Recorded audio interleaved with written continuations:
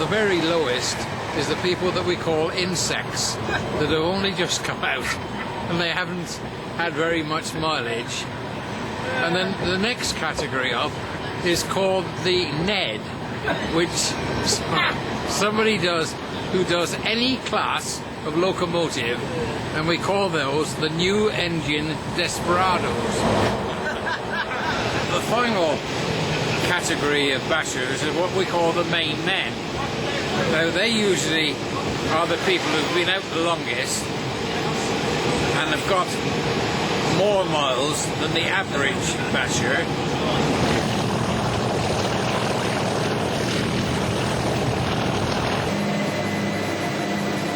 It's only a matter of days now before all the 37-haul trains are replaced. And that's the shape of things to come, I'm afraid. Buses, glorified buses on rails. That's all you're going to get. Nearly every day that passes sees another 37 consigned to the scrap heap. I know everything comes to an end, but I never thought I'd see the day where 37s would be just lying about, withdrawn and scrapped. Just you'd never expect to see it. The era that I most enjoyed was in the late 80s, when I was like bashing on the West Island line, and all the trains on the West Island line were 37-hauled. 37404. When you think back some of the runs that I've had in Scotland to Auburn and Fort William and Mallaig, and just what it's meant to me, and to see it like that with the body side cut away, it just seems so tragic, and it's just something that I never expected to see. I like 408, it's my beast. I've travelled all over it in this country, I mean, it could have been 408 stood there. I mean, I'm equally upset that it's 404. It makes you realise now that if you're going to have a last bash, you've got to go for it now.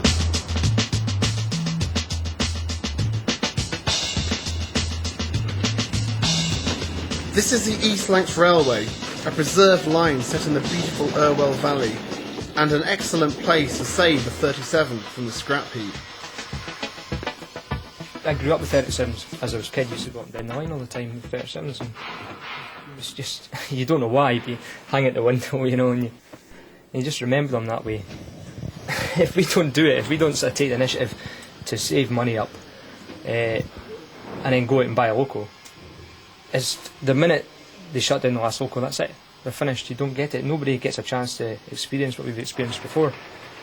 I'd love to see 3705 in the main line again, yeah. I would. Myself and a whole rake of others in the group have taken out loans, and we can't afford, really, we couldn't afford loans, Just having experience of working on the things and hearing the things and travelling behind them, it's devastating. For the bashers, this is all too tame.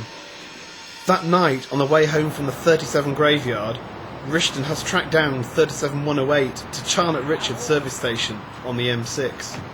He contacts Fat Daz for the gen. I'm at Charnock Richard now. You know this 37108? It's recessed at Charnock Richard. Apparently the haulage company are currently having a cup of tea, and who can blame them? And then it shall proceed. So there. Who's bought it? You haven't a clue? No, it says sold, please do not rob on the door. That's your lot. And it's going back up main line. Right. Hook it up then, I'll bid you. Bid you good day. Yep. Ta-da. So there we have it. 37108. And it's going to Carnforth. Overhauled at Carnforth. Mainline candidate could be back up main line before you know it.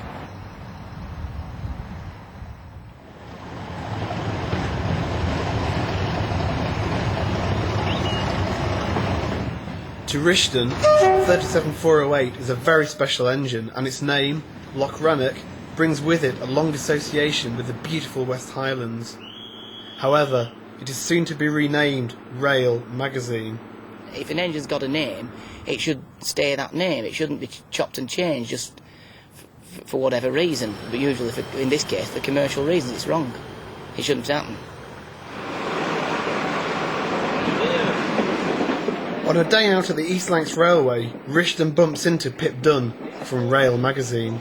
Why are you moving your name from engine to engine and undermining the concept of naming locomotives in the first place. It's not our engine. The locomotive 37408 was going to be repainted and denamed regardless. I think that if Rail Magazine were to put pressure on EWS to pick a different locomotive, then they would do so. I know exactly where you're coming from, but the first thing when he said 37408, I did ask him, and I asked him several times, and he said no. You're missing the point. No, you're missing the point. Rail Magazine is supposed to be a magazine, well, allegedly, for the purpose of rail enthusiasts, etc., etc. And you're going all out to undermine what people want. Not. Why don't you just listen to what I've said? Yeah, and I've listened to what you said, and I think it's nonsense. I think it's rubbish. I mean, who are you anyway? When 37012 lost its nameplate, and every other 37 which lost its nameplate. You stumped there, Riston, with that. You stumped with that then. You obviously don't read it, do you? What you're talking about. Just your typical bloody person with that much knowledge about that much of the subject. I'll tell you something else as well for that matter. It happens to be that I have got every single copy of Rail Enthusiast / Rail since April 1981 when it come out, so I do know what I'm talking about. I do read your magazine. Good. And it was a lot better when you weren't fucking involved in it, I'll tell you that. Much better magazine. Oh, Jake. Who brought that on then? I don't know. You get a lot of people, like the girlfriend says, I want to turn him into an anorak. No, I'm not. When he grows up and if he's not interested in going on trains, I wouldn't force it on him, it's up to him, but the general public think you're a nutter most of the time, don't they? You do, don't they? You get lads at our place at work, you get the closet bashers who used to bash, who won't tell you that they used to bash, but you know they did. And the first time somebody mentions it at work, I never did it. You know that damn well that they did. They did. There's no youth coming through into bashing, really. But I think, really, the railway now is offering a lot less to a potential basher, isn't it? You should always carry, never leave home without it. Piece of scrap paper to write your moves on, just in case you made a note. A North Wales Coast timetable on one piece of paper. Cunning. With egg code written. And a ticket from last week.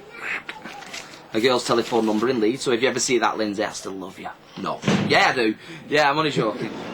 So what's more important now, football or trains? Well, there is a very fine line. A very fine line. Because I was... we played Lincoln at home.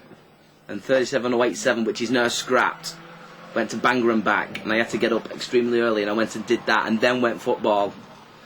Which was a bit desperate, like, leaping about, but So I did if it. it really comes to it, what would you choose? It depends what locomotive it is. By the way, I'm not into them. It's not my era. They got scrapped in 1978. So it just means nothing to you, that It's just a lawnmower. They should put blades on front of it, because that's what they are. That's what they sound like.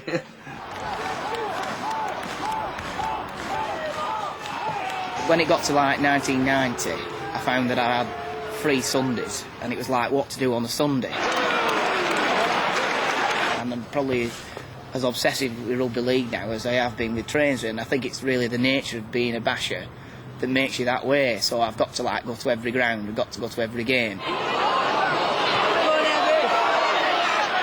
But suddenly, if your life empties out of it, the trains are always there, and so once you've had another 37, it's like, oh, why have I left this? Why did I leave this? And it's like you want more of it, and the obsession just takes over. And I've been back bashing quite a lot now, But so it's a fine balance between rugby league and bashing, really, bashing 37s.